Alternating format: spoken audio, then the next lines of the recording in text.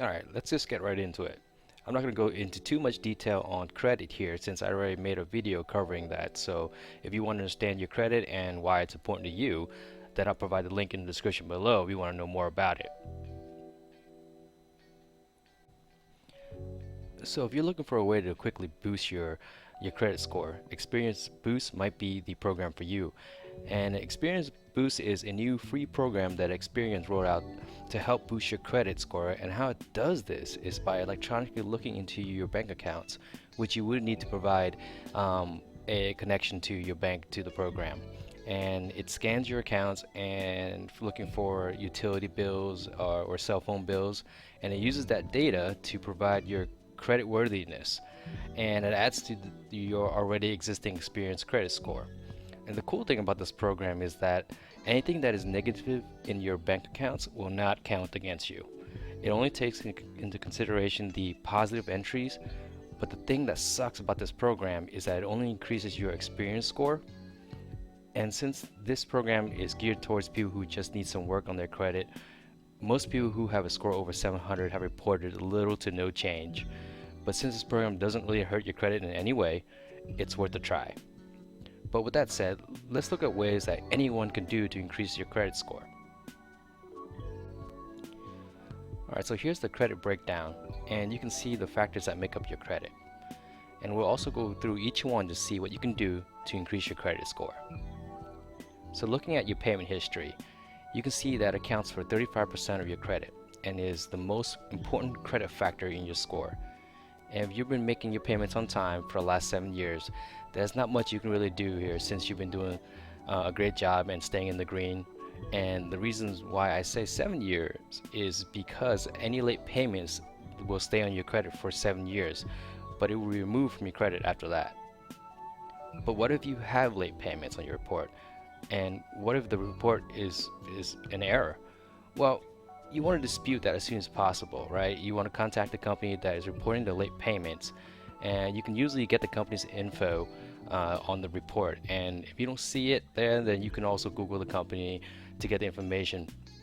But what you essentially want to do is get written confirmation from the company, and you want to ask them to contact the bureaus and correct it. And also, for good measure, you're going to want to contact the bureau anyway to dispute the claim. You can never be too careful. But if you know the late payment was your fault, and it can happen to the best of us, all is not lost. I know you don't want to wait 7 years for it to come off of your report, so there is something called a goodwill letter or a goodwill removal, and all you really need to do is ask them for forgiveness and to remove your late payment from your report. Keep in mind that there is no way do they have to remove this for you, but you want to politely appeal to them and ask them to remove or delete it off your credit. Also, if you are continuously late on your account, do not expect them to remove it because the chances are they aren't. You want to be sure that you've been paying on time and it's been a while since your payment was late because it shows them that you're trying to make amends for the past and it was just that single instance that you made that late payment. I would typically wait at least 6 months of on-time payments before making that type of appeal. And if the appeal works, you should see a significant jump in your credit score since this factor does make up 35% of your score.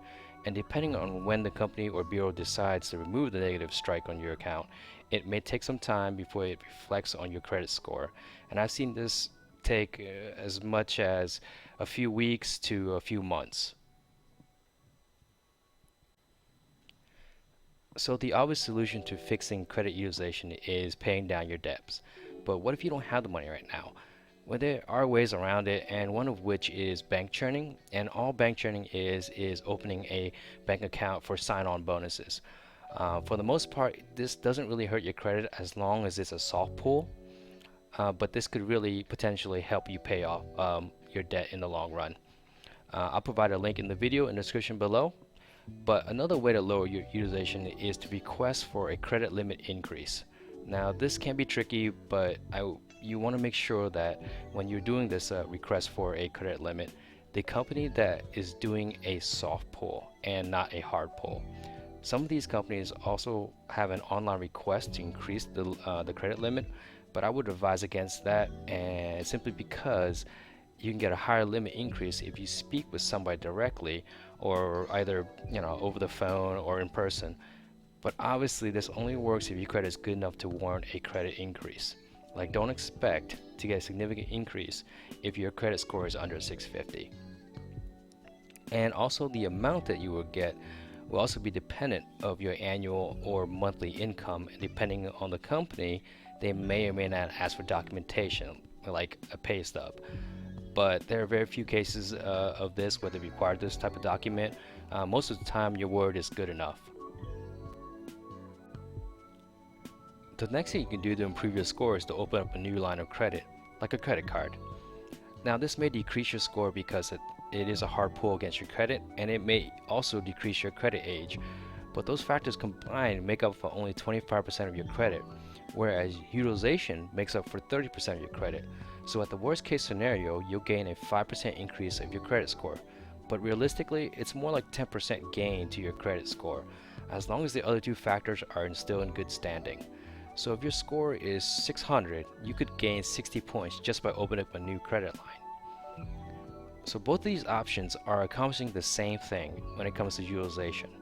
You'll essentially increase your overall credit limit to make it look like you have less debt without actually paying off that debt. Let me give you an example. So looking at the first scenario, let's say you have a credit card with a $10,000 limit and you use $3,000 of that limit, which means you utilize 30% of your overall credit. Now if you apply it to another credit card with another $10,000 limit, you still owe the same $3,000, but the utilization is now 50%, which puts you in the good category. And depending on the amount of credit limit you receive, this could potentially put you in the excellent category, which would increase your score 100 points or more if you were at the 75% utilization. As far as the last three factors that make up your credit score, there's only one other factor that you can manipulate to help your credit score, and that is your total account.